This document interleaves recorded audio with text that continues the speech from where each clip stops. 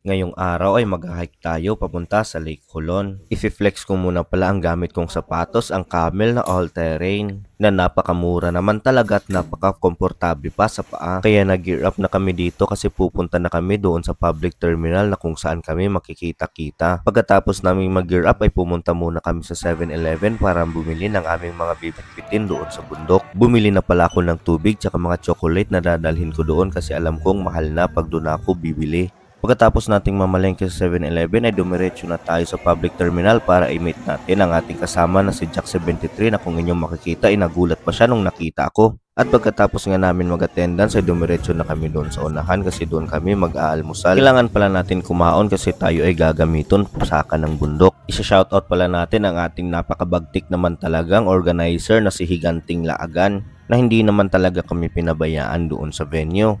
Kaya kung gusto nyong mag-Lake Colon ay sa kanya na kayo magpabook kasi hindi talaga kayo papapasagdan niya. At sa hindi paglangay-langay bumiyahin na nga kami papunta doon sa Sala Cafe kung saan ang receiving area nila. At kung makikita nyo ang daan papunta doon ay napakalami naman talaga at hindi kayo mahihirapan papunta doon kasi nga yung wigo namin ay nakapasok na nga. So ay paglangay-langay at kinataodan ay andito na, nakarating na nga kami sa receiving area nila. At pagdating nga namin doon ay nag-prepare na kami kasi magsisimula ng orientation para masimulan na to kasi wala namang nag-utos sa amin na umakyat dito. Pagkatapos nga ng orientation ay binigay na ng aming organizer ang event t-shirt namin para masimulan na namin ang mga gusto namin sa aming buhay. At dahil ready na nga kami, pinoporter na namin ang aming mga gamit para naman ma-enjoy namin ang aming paglalakad papunta doon sa Lake Colon.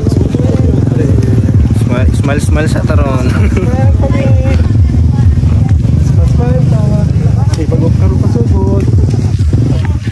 Smile sa kaya niya magmugot na. Ah, sugod pa gani. Wag pa gani. Asa persona mo? First time pala nating sumali ng mga gantong event sa ating buhay. Papunta pala sa Lake Colon ay may madadaanan kang mga station at meron din silang mga paninda doon. At kung makikita nyo ay nagpo-food trip lang muna kami dito kasi mahaba-haba pa talaga ang aming lalakarin. Alas 10 na pala kami nag-jump off doon sa Sala Cafe at approximately mga 3 hours ang hike na to papunta sa Lake Colon. Sala Cafe Trail pala ang kinuha naming ruta kasi good for beginners lang daw ito. Pero yun na nga, kahit nakakapagod ang trip na to ay na-enjoy talaga namin ang nakikita namin dito. At kung sa panahon naman ay hindi kayo mababalaka kahit sobrang tirik ang araw ay napakalamig naman talaga. Na times 2 pa nga ang lamig dito kasi nga umuulan ang panahon na to. Kaya advice ko sa inyo ay prepare nyo talaga ang mga raincoat nyo kasi hindi natin alam ang panahon dito. Yung pag-hike nga namin ito ay putol-putol yung ulan. At napaka-timing nga naman talaga kasi hindi naman talaga malakas yung buhos ng ulan dito. Medyo nahihirapan na nga si Jack dito ng kanyang karga-kargang camera kasi napakabugat naman talaga at buti na lang ay nagmagandang loob ang staff ng aming organizer kaya binitbit na niya. Medyo nagaan-gaan ang pakiramdam ni Jack dito kasi wala na siyang bibit-bitin ng mga gamit. Kasi kahit ako nga na tinitignan ko lang siya ay napakakapoy naman talaga. Pagkatapos nga pala naming magpahinga dito ay tuloy na naman kaming naglalakad. Tungas na hod. Sige. Ginusto mo yan. Sa wala nga'y paglangay-langay nakarating na nga kami sa pinakaunang spot na aming makikita dito, ang tinatawag nilang kissing stone, na kung makikita nyo na halos mga hiker dito na napapadaan ay kinikis nila yung bato. At kung anumang problema mo malalagpasan mo yan, okay lang yan. Pagdating din pala namin dito sa spot ay nagpa-picture na rin kami at tinesting na din namin magyakapan dito sa bato at kinis na din namin para naman ma-experience din namin ang ginagawa ng mga hikers dito. At tumambay na din kami dito ng mga ilang minuto at nagpapahinga na din kami kasi hinahangak na talaga kami ng sobra-sobra. At pagkatapos nga naming magpahinga ay nagpatuloy na kami sa paglalakad kasi meron pa daw isang spot na maganda doon sa taas. Wala doon.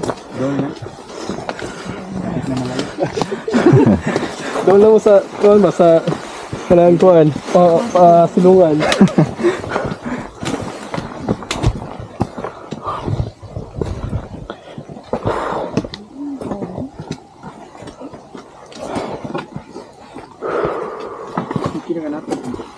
Kaya di ba?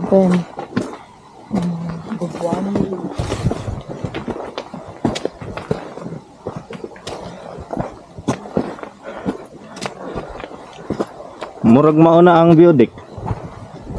Akala nga namin dito na ito na yung view deck na sinasabi nila, meron pa pala doon yung pinakamataas naman talaga at papasok pa. Pero napakaganda ng view dito kaya nagpa-picture muna kami, nagbi-video at binivideohan nga muna dito ni Jack 73 yung mga nakakasabay naming mga hikers. Kaya kung aakyat ka ng Lake Hulon, dapat may choreography ka para hindi ka alkansi sa mga picture at mga video na to. Pero alam nyo, kahit na hinihingil at pagod na talaga kami ay nawawala naman talaga kapag nakita nyo yung napakagandang area dito sa Lake Hulon.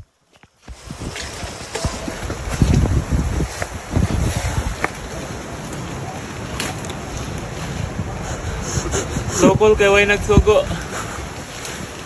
Papunta na pala kami doon sa view deck na sinasabi nila na napakalami naman talaga na, at kung nakita ninyo kanina ay naglilingo-lingo na talaga si Jack kasi sobrang pagod na siya. Itong view deck pala na to ay sadyain naman talaga at mga 20 minutes lang daw ito, pero sa amin halos umabot kami ng 30 minutes papasok doon. At kung inyong makikita ay nakikita na din namin dito ang pinakatumoy ng bundok kasi kami ay sobrang pagod na at dito na kami magpapahuway. At kung makikita niyo na sobrang hangak at napakapagod na namit na nalilisngag na talagang aming ilong, ay okay lang yan kasi nawawala naman ito kapag nakikita na namin ang napakagandang tanawin naman talaga dito at na-overview na namin dito ang Lake Hulon na napakalami naman talaga kung inyong matatanaw, di ba? At sino naman talaga ang hindi mag-aangot na pumunta dito kung ganito naman talaga kaganda ang iyong madatatan at makikita. At nung nakita ko ito, ako ay namangha at nagutom kami bigla kasi sobrang haba na pala ng aming binaktasay. Kaya kung inyong makikita ay nilabas na nila Agtabay at ni Jack 73 ang kanilang secret weapon na galing pa sa Coronadal. Ang kanilang fried chicken na napakalami naman talaga na iba't iba ang flavor nito. At ito ang ginawa naming pambangil-bangil kasi kami ay nagugusla naman talaga kasi alauna na. Bangil-bangil. Oh, signal diri. Alauna na pala ito ng hapon ang nakakain kami at kahit simple lang yung pagkain namin ay nai-enjoy pa rin namin ang aming pagkain kasi sobrang gusla na naman talaga. Pinaghahati-hatian na pala namin dito ang dala nilang manok na galing pa sa Coronadal at hindi na talaga namin pinasaylo at binugbog na talaga namin itong mga pagkain namin na bitbit. At pagkatapos nga namin talaga dito makulata ang aming pagkain ay tumambay muna kami dito ng mga halos 3 oras. At sinulit naman talaga namin ang napakagandang view dito sa ibabaw ng Lake Hulon na napakasarap naman talaga. Kung sa video nga na ito ay nagagandahan na kayo, paano pa kaya kapag nakapunta na kayo rito?